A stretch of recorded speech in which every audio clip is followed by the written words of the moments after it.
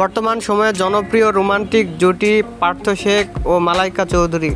দিন দিন বাংলা নাটকের জনপ্রিয়তা বেড়েই চলেছে। সেই ধারাবাহিকতায় আবারও নতুন নাটক নিয়ে হাজির হয়েছেন জনপ্রিয় এই জুটি। নাটকটির নাম অনুতপ্ত। এই নাটকটিতে অভিনয় করেছেন বর্তমান সময়ের আলোচিত অভিনেতা পার্থ শেখ ও আলোচিত অভিনেত্রী মালাইকা চৌধুরী।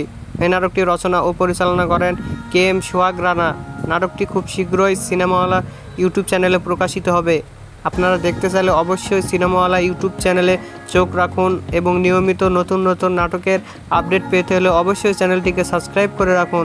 পরবর্তী ভিডিওর জন্য অপেক্ষা করুন।